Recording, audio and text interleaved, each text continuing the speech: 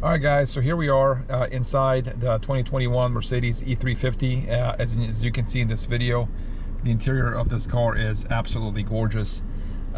Starting here on the left-hand side, you've got your typical Mercedes seat controls that make it very easy to adjust the seat so that it fits you nicely. I actually prefer how Mercedes puts these seat controls here. I think it's a lot easier for you to figure out what you want to do versus trying to stick your hand all the way down there to try to figure out where the buttons are, trying to find them, and then trying to adjust. So you have that right here. You got your heated seats. This car doesn't come equipped with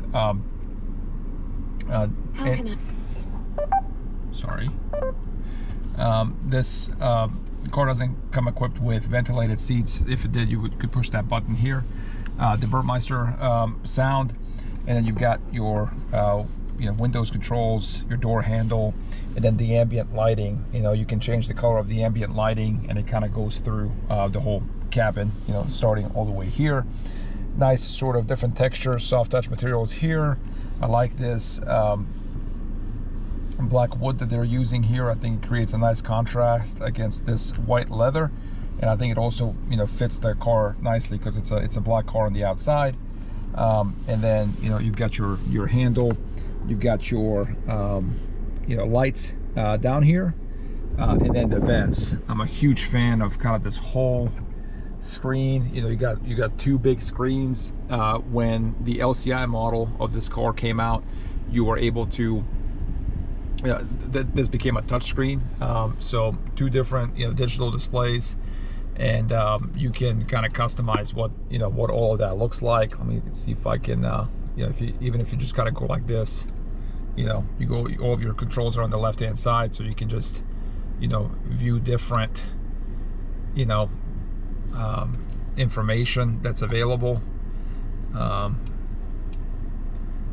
Yeah, see that? So it's like, so you can customize the dials however you want to. I'm one of these guys that just kind of likes to stick to the classic, the speedometer and the rev counter, but there are very different ways that you can display here, miles per hour, miles traveled, etc. The other thing you can do is you can also change like what it looks like, designs and displays. So if you push over here,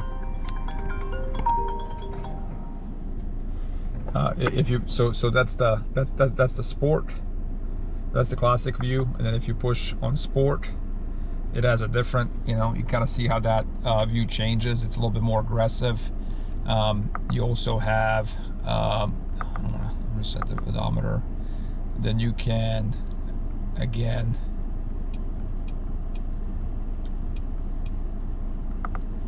so that's sport. You got the progressive view,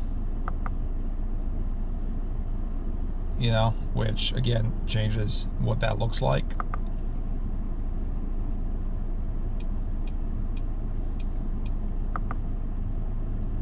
You've got the understated view. So again, you can kind of see, what that looks like. But my favorite is the I really like the classic view. Like I think, well, this is the sport view. I think the sport view looks pretty cool too. Kind of gives that, gives it that like awesome yellow and red combination against the black dark background. So I like that view as well. That's usually like the one that I switch between. It's between the sport view and then of course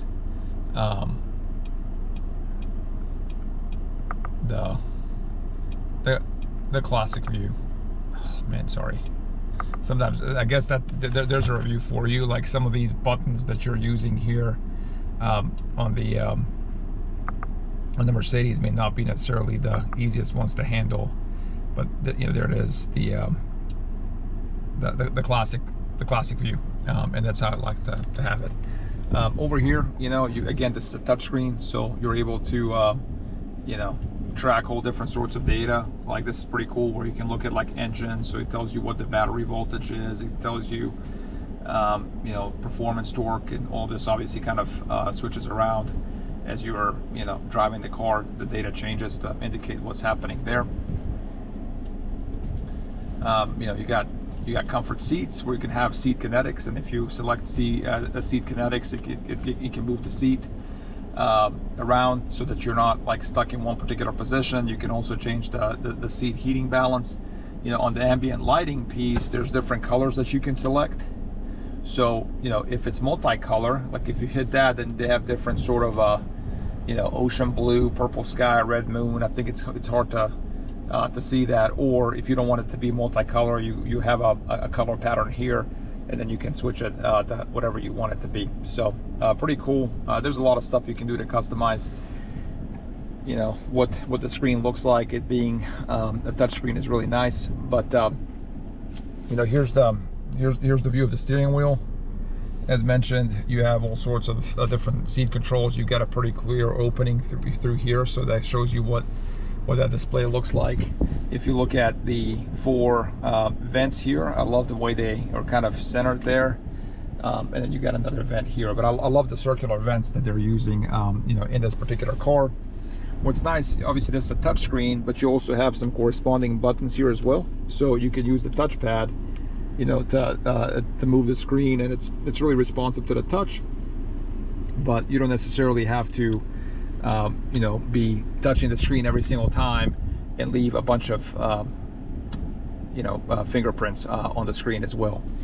And then again here, you know, even though you can access a lot of these controls through the digital screen, Mercedes has done a really nice job of providing you with, you know, different buttons. So, you know, some of the things that you'd want to kind of have immediate access to, which is, you know, adjusting the temperature in the car, you know, making it, you know, changing the speed of the vents, you know, accessing the menu, syncing the 2 different climate controls. You know, it's all available right there. If you push this over here, this is pretty cool. Like, so this, you know, so you've got one USB port here that you can plug your car into, and 2 sturdy cup holders, which I like. So, you know, those cup holders are pretty big. And the one thing I don't like about the interior is that when you plug this cable, if you want to have access to Apple CarPlay, you have to use one of these ports.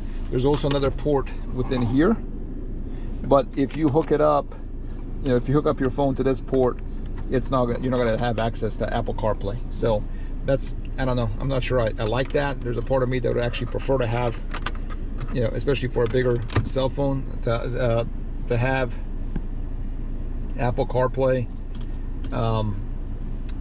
you know, through here, so that you can kind of put your phone away and go like that. But they unfortunately did not do that. So yeah, but here's kind of what it looks like. You know, you got a lot of wood, so there's not really a lot of, like, you know, piano plastic here, which I'm a big fan of. So it just makes the interior of the car feel very opulent. You know, nice leather, you know, perforated seats, you know, wood trim pretty much everywhere. Where you don't have the wood trim, you have kind of this leather insert that's you know, soft touch materials. It kind of goes throughout the whole cabin. And yeah, I mean, the interior of this car is absolutely amazing. And as you can imagine, if you're living with this car on a day-to-day basis, just being able to you know, sit here day in and day out is a real privilege. You also have some, you know, so just to kind of finish the review, there's a nice storage compartment there with the USB port. As mentioned, it's pretty deep.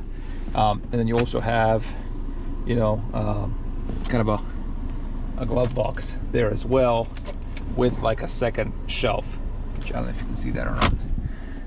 And then you also have cup holders in here too. So like, you have cup holders here, you have bigger cup holders there, and like the way that this is angled over here, I don't know if you can see, you could also you could put like a water bottle there as well. So yeah, really nice interior.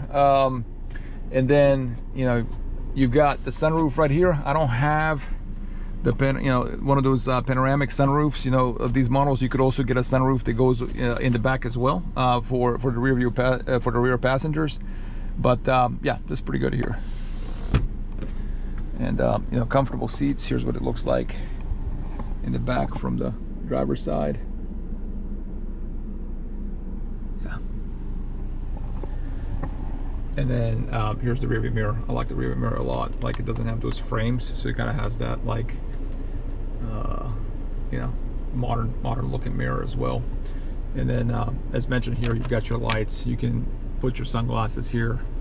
So yeah, I mean, what else can you say? I mean, it's a Mercedes, and it looks the part. It looks amazing. So let me kind of show you the back seats as well here, and take this car out on a test drive.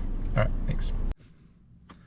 All right, so here we are, guys. This is in the back seat of the Mercedes, and just like the front, the back seat's really the rear passenger area is really nice as well.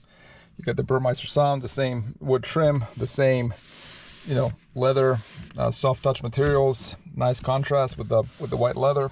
Seat controls. You've got, you know, some storage area here as well. You have these big carve outs in the seats. So, you know, I'm 6'3", and this back seat is pulled for somebody my size, and you know, as in, you know, sitting back there, I still have room, which is really nice. And then over here you've got the two vents. You've got a little storage area here with the USB compartments as well, so that's nice. And then you also have you know, these inserts where you can, you know, put a magazine or something along those lines. So it's really nice. And here's what the rest of it looks like. From a headroom perspective, it's a little tight for me. So again, I'm 6'3", so I'm barely kind of making it in here without having to, you know, bend down a little bit. But you know, still plenty comfortable for somebody my size. Got another storage area here, as you can see, and then you got the cup holders, which frankly I'm not a big fan of these cup holders. They just kind of remind me of the ones that were in my Z4. Feel kind of flimsy, but they're there. Yeah, and it's nice and sturdy over here. So yeah, so here, as mentioned, this car doesn't come equipped with, you know, the sunroof that can that extends all the way back to the back. But you know, if you open that sunroof, it lets plenty of light in. You probably can't see it on the camera, but like the way this roof sort of slopes, so there's like a little bit of a carve out here, so you have more headroom. And then it dips down a little bit, and then goes back out. So, and here's what it looks like from the passenger seat.